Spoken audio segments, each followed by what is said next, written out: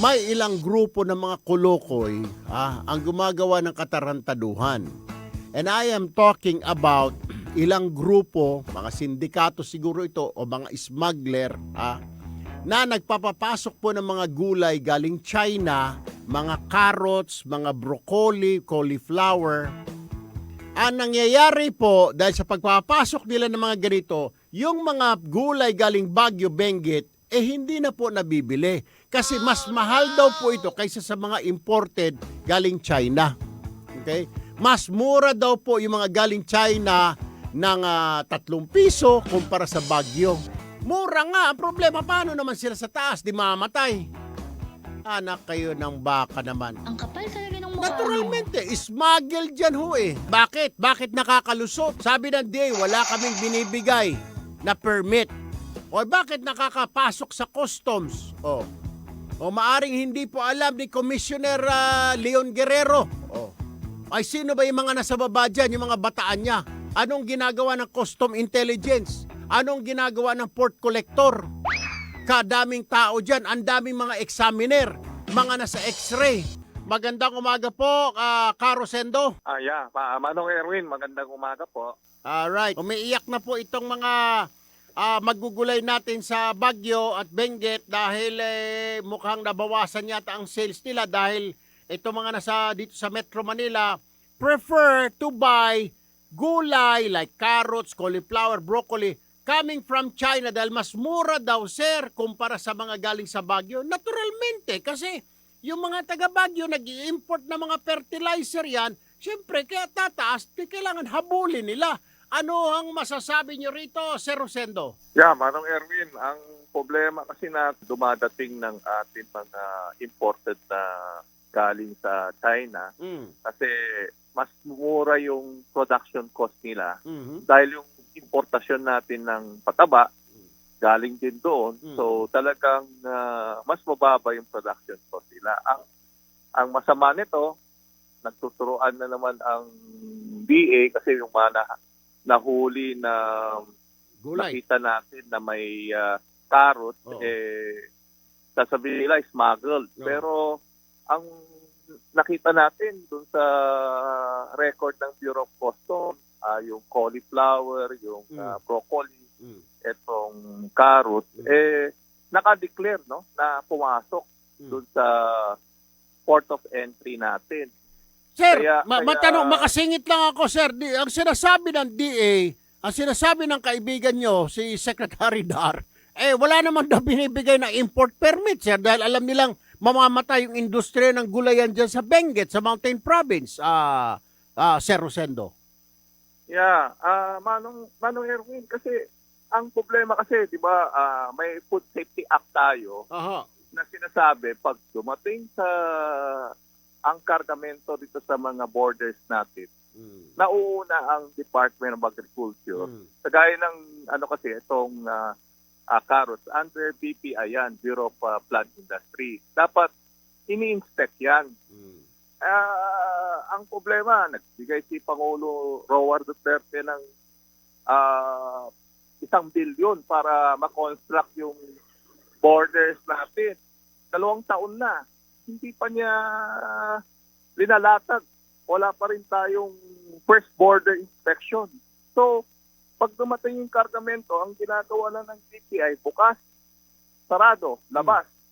Siyempre, yung mga nasa loob, kung may kargang ibang karga, hindi nila ma-check. Kaya yun ang malaking problema natin. Ang tawag yan, sir, ipinipikit yung mga mata or natapala ng pilak.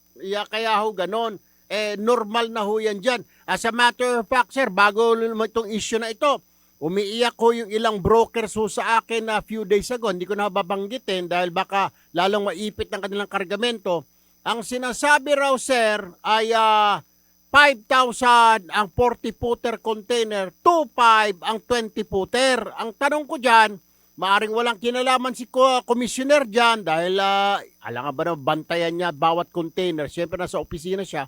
Ang may problema dyan, si X-ray, si examiner, si collector, at saka si custom police, custom intelligence. Ayaw mo ko pa paano nakakalusot sa kanila yan. 4-4, 5-5, 10 mata ho yan. Diyos ko po, nakakalusot pa sa kanila. Kaya imposibleng hindi nila nalalaman yan, Karusendo. Manong Erwin, yun ang nakakasama ng loob, no? Yung mga legitimate importer, Right. ipit, pero yung mga illegal na kagayang ganun, no? Pumasok mga itong gulay, Mm. nagtuturoan na naman yung dalawang department, no? Yung DA at Customs. Nagtuturoan na naman. Kung ang nangyayari kasi kung tumagal yung issue, nakalimutan na naman ng mga kasama natin sa media, wala na naman. Tuloy-tuloy na naman. Kaya happy na naman sila. Dapat talaga one time for all mahinto talaga ito. Alright.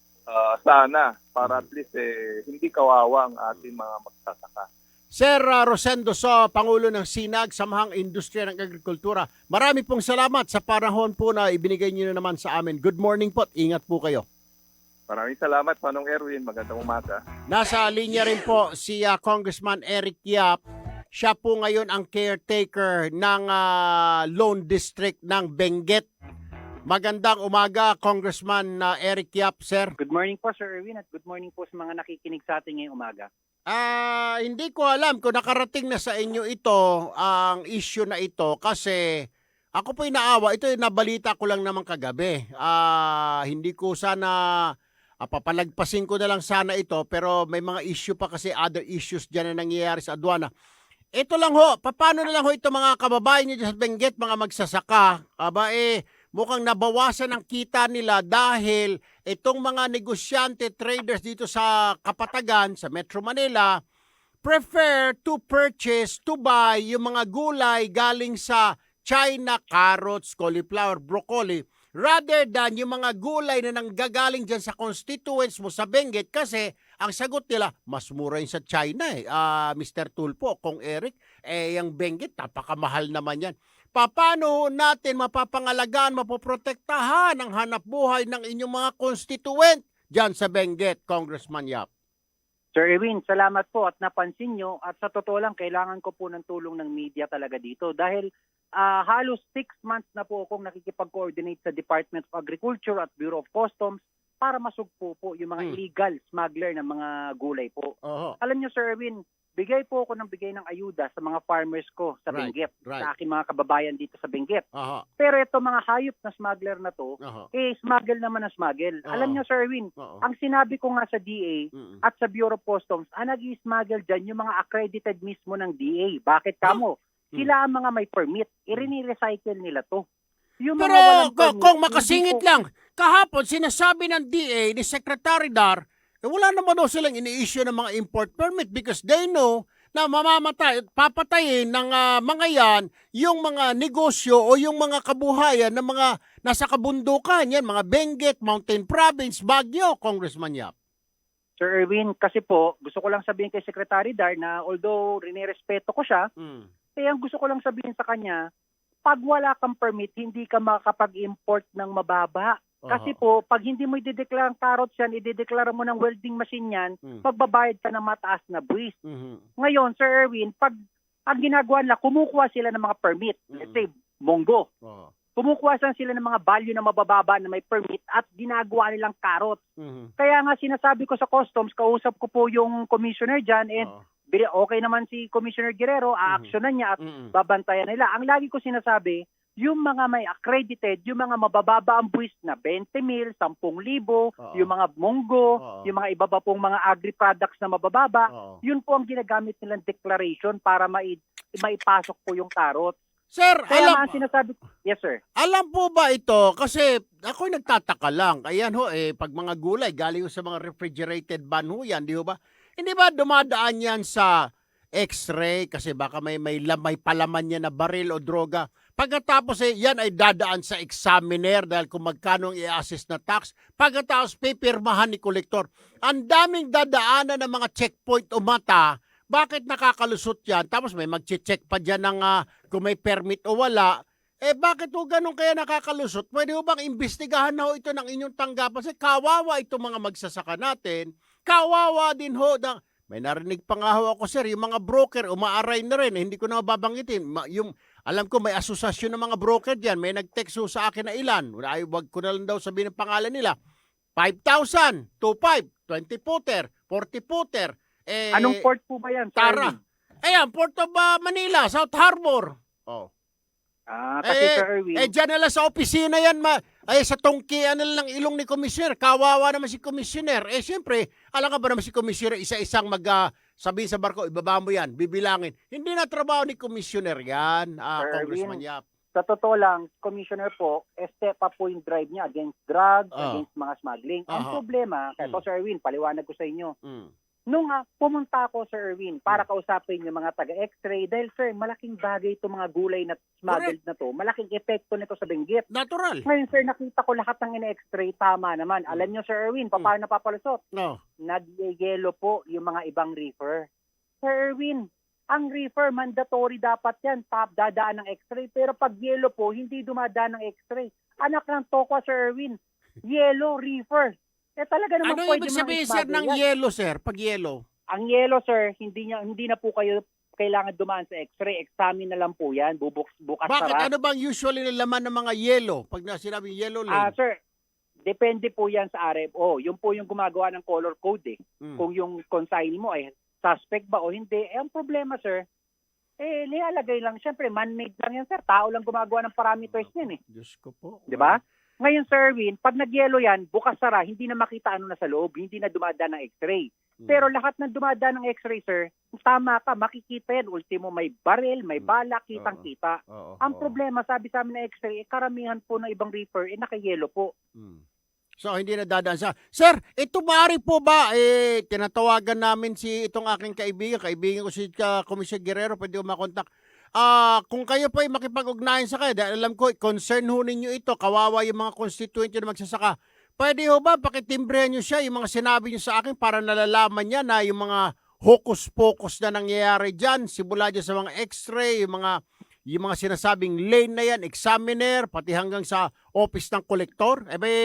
Isa pa ho, sir, parating mo na rin.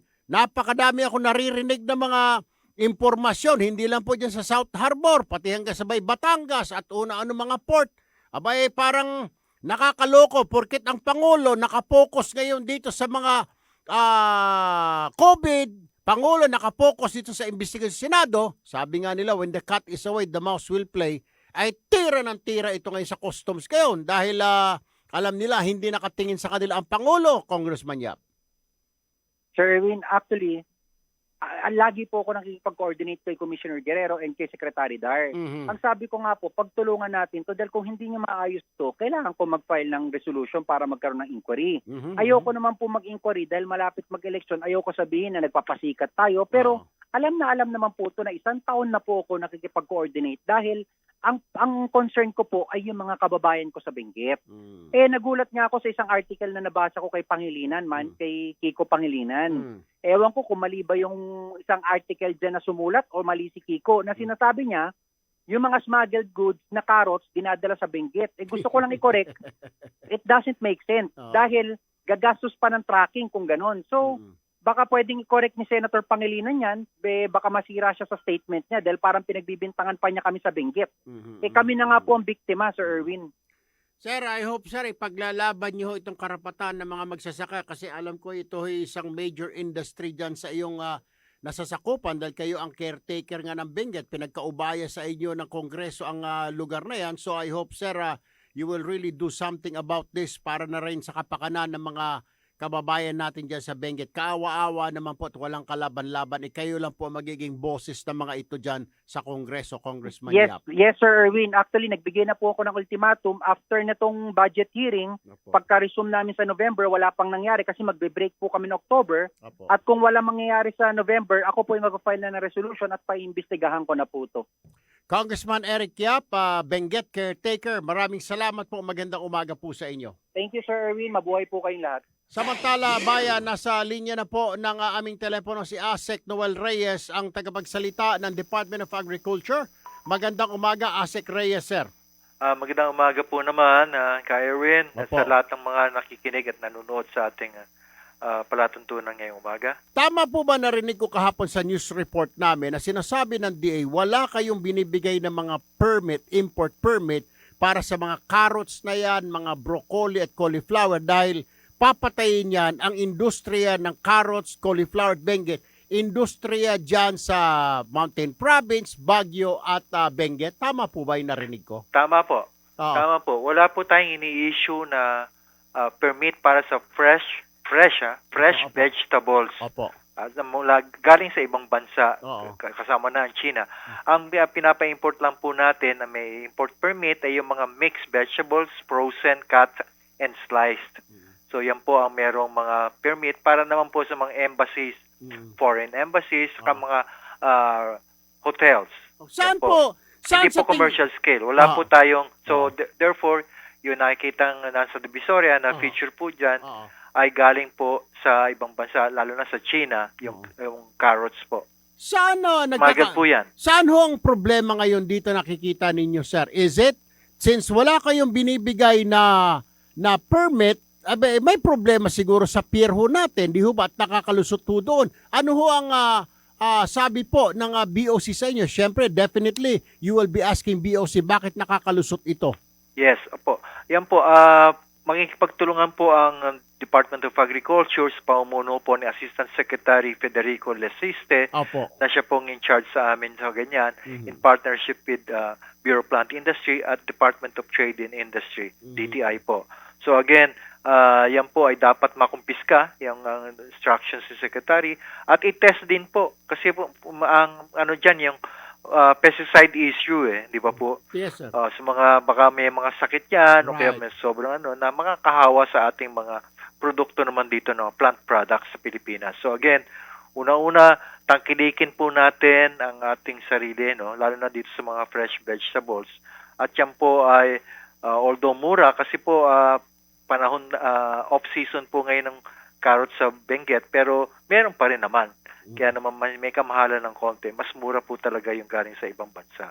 So what you're saying, sir, it's beyond your control. Kasi may sinasabi po si Congressman Yap kanina, ang caretaker ng Benguet, na yung iba daw dyan, ang pagkaalam niya, ayon sa kanyang impormasyon, nabibigyan doon ng importation permit para sa mga munggo, pero hindi naman daw munggo ang laman, kundi yung mga carrots, mga cauliflower. Yes. I think, kaninong trabaho yan? Trabaho na ho ba yan ng customs para Tama hulihin nila pag mali yung laman ng container? Tama po. Kasi po, kailangan po yan kasi wala po tayo, ang tawag dyan, first border inspection, no? Right. Kailangan muna, based lamang doon sa bill of lading, di ba po ba? Opo. Kung ano po yung na-declare doon, check lang po yun, doon Aha. binabase. Ang pangalawang, yung second border, ibig sabihin, sa warehouse na po. Pagdating ng container sa warehouse, saka binubuksan ng todo at may 100% na tawag nito, 100% inspection. All right. Asek Noel Reyes sa Department of Agriculture. Sir, maraming salamat po sa oras. Magandang umaga po. Maraming salamat din po kay Erwin. Assistant Commissioner Jet Marunilla, ang tagapagsalita din po ng Bureau of Customs. Magandang umaga po, Assistant Commissioner Marunilla. Sir? Good morning po, Sir Erwin, at good morning po sa lahat na nakikinig sa programa niyo, sir. Ay, opo. Sir, kung ko lang siguro, I don't know. Sabi nga, when the cat is away, the mouse will play. Ang Pangulo nakapokus sa COVID, nakapokus sa investigasyon niya sa Senado. Siyempre, yung kanyang tingin doon sa malayo, itong mga taga-tapos, I'm sure tinanong ko yung aking informant, wala naman daw talagang kinalaman dito ang Office of the Commissioner. Pero yung alam po, nakakalungkot kasi nandyan lang sa kanyang paligid, dyan sa may South Harbor nangyayari itong pagpasok ng mga gulay, na mga papatayin yung gulay ng Baguio dahil mga galing po sa China, itong mga cabbages, itong mga carrots, cauliflower, broccoli, mas mura kumpara sa Benguet. Alright? Paano ho kaya ito? Sinasabi ng DA, wala raw sila binibigay ng mga import permit pero nakakapasok po dito sa ating bayan, Sir Jet. Opo, una-una po, tama naman po yung sinabi ng DA. Wala pong import permit sa fresh carrots po, no? Opo. So, Kaya nga po tinignan namin yung mga pumasok sa amin. Wala naman pong pumasok na fresh carrots, pero hindi din po namin dinidiskwento yung possibility na baka hinaluto Yun. mga refrigerated containers. So, ang ginawa po namin ngayon, Sir Erwin, nag-reach out na ho kami sa Benguet Farmers Cooperative at saka sa Department of Agriculture ho, Ay, salamat. para ho makagawa kami ng tatlo ng solid na course of action.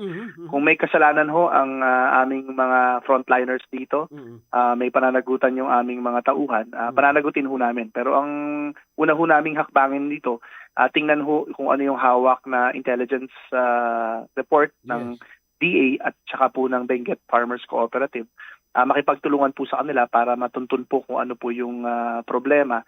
At syempre po, pakikipag-usap kami sa Department of Agriculture kasi nga po yung mahalaga din po na ma-verify namin dun sa second border inspection po natin dun sa mga warehouses na accredited nila na cold storage, kung kinakailangan mag-beef up din ng tauhan doon ng Bureau of Customs para po mas mabantayan tong mga gantong transaction po. Alam mo, yan ho ang gusto ko dyan kay Commissioner Guerrero, sir. Pagdating sa mga ganyan, pag nakarinig siya ng mga hindi tama, kaagad na ho nire-rectify, kinokorek. Pero sir, baka pwedeng pakibulong na rin po kay Commissioner. Kaibigan ko ho yan. Nung Giyera ho sa Marawi, nagkakausap kami yan. Pakibulong na rin ho sa kanya na may mga information po ako na galing na mismo sa ilang mga broker, umaaray. Dahil ayan na naman, pinagbawal niya na ho yan, tara na yan. Bumalik na naman daw sir. Ha? Galing dyan sa mga X-ray, galing sa Intel, galing sa collector, Diyos ko po, lalo na dyan ho sa may South Harbor, very rampant, 40 footer, 5,000 bawat isa, 20 footer, parang 2,500 or 3,000. Sir, pakisilip na lamang po at ay alam ko naman hong pag nakarating kay Commissioner Guerrero ito, hindi siya papayag dito because I know the guy since he was a military officer, sir. Diretso ho yan. Opo, sir. Kung sa katunayan po, sir, nabasa niyo yung article niyo, sir, na isulat niyo. Agad-agad po niyang kanina inutusan ng aming Deputy Commissioner for Intelligence, si Raniel Ramiro, na imbestigahan ho yung mga informasyon po galing sa inyo. At yung mga binabanggit niyo hong mga maaaring tauhan at puerto, ay pinaiimbestigahan niya na ho ngayon at pinasisita niya kung na mag-report sa kanya, tingnan kung ano tong mga intelligence na nakuhang report po. At kayo po yung makakasiguro, sir, na titingnan pong maigi ni Commissioner Guerrero. Alam mo sir, pakisabi sa kanya, hindi po nababawasan ang aking paghanga sa general na yan at salamat po, pakisabi sa kanya in advance. Wala pa man, alam kong ongoing pa lang yan pero I know po nagagawa ho siya ng hakbang dyan at hindi niya pababayaan na dadaan lang sa kanyang paningin o pandinig. Alam ko hong pag nakarinig siya ng ganun, kaagad ho niyang ina-actionan. Sir, pakisabi in advance kay Commissioner, salamat po. Ano po? Thank you po. Makakarating po, sir. Makakarating po. Salamat po, Assistant Commissioner Jet Maronilla, Bureau of Customs. Good morning po. Ingat po kayo dyan. Good morning, sir. Ingat din po kayo.